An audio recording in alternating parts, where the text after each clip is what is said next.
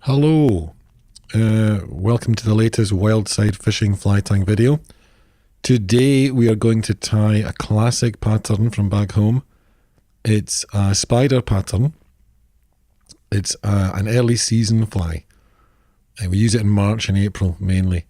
It's certainly the fly that I would use when I'm currently fishing just now in Austria for the whole of April. It's a hare's ear spider, so we've got a size 10. It says 14, but it's a size 10. My saving Scottish ways. We're going to use black silk, normal black silk. So we just tie this on down the shank. And there we go. We'll just trim that off there. That's it. And then we're going to bring in gold oval tinsel. So we'll just cut off a length.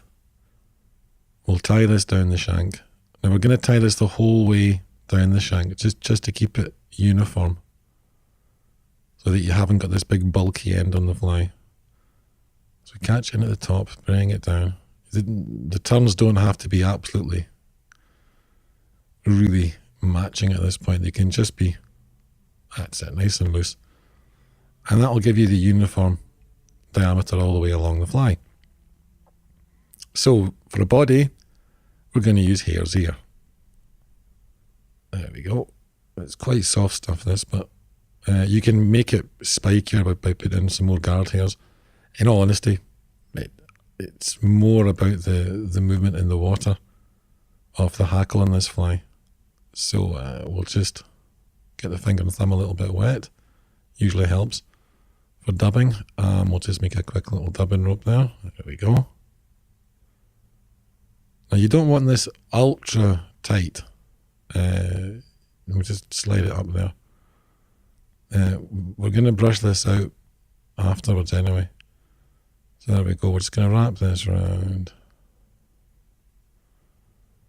And just bring it up towards the head. And that's it. Now, we've got a few little spiky bits there. We're just going to add on a wee bit more for the head. Just a little bit. Always be careful when you're dubbing flies, especially like these, because it's so easy to put on too much and suddenly you find yourself ripping it off again. But what we're going to do, we're going to get the old toothbrush and we're just going to give it a rub and just bring out some more of those hairs. There we go. Give it a little bit underneath. Then we come around with the gold tinsel and we're going to rib the fly. Oh, that's better. And just bring it up towards the eye of the hook. And we tie it off. Incidentally, this is one of the first flies that my daughter Madeline learned how to tie. And it's basically all she fishes from March and April. She loves the fly. We'll come in here just to take a, that's it. Right, now we're going to get the hackle. Now, this is a partridge hackle. Now, there's different ways of doing this. We don't want that fluff anyway, so the first thing we do is pull that off. Now, some people tie in the hackle from the stem, and some people tie it in from the point at the end. I always do it the backwards way. I tie it from this little point at the end. I use the stem for wrapping it around.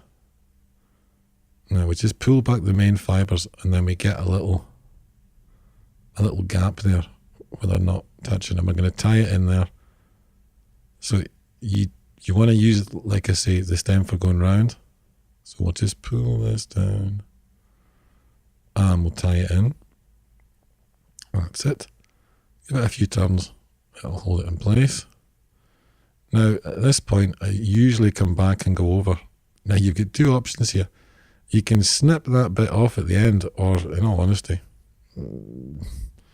you can just leave it on as well. It doesn't really affect the action of the fly. So we're going to get the hackle pliers. We're going to clip it on.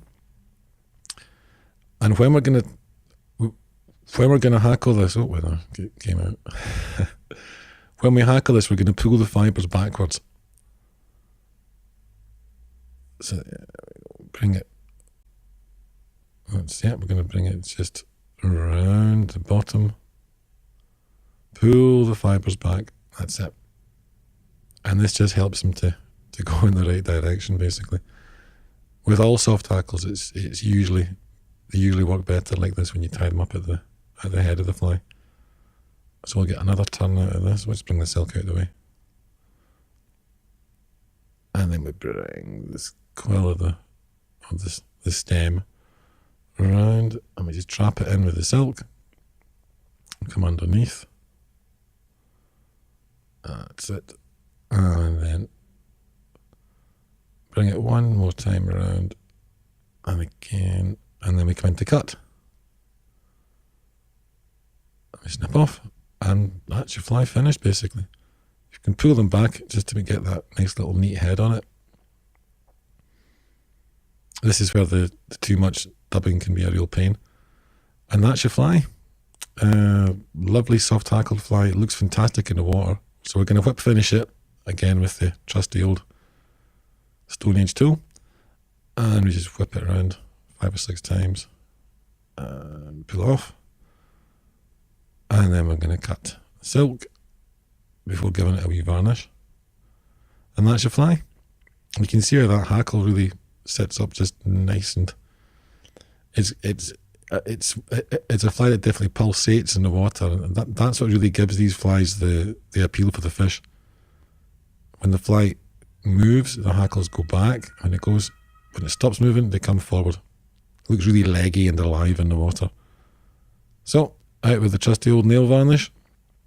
If you watch any of my videos, you'll know that I'm very high-tech in approach when it comes to nail varnish. And you can use any varnish you want, really, as long as it's waterproof. There we go. And don't be shy putting it on, because the last thing you want is for your head to come apart. Now we'll get this. It's just a little hackle feather that was lying about. And we'll just push it through. Of course, there's me trying to be lazy, which is cut off the point, and it's going to help us all the more. There we go. Through it is. And out. And that's your fly finished. So, like I say, use this fly in March, April time. It's definitely one of the best flies going for that time of year, and one that I would not be without. So, hope you like that, and yeah, we'll see you next time. Okay, bye.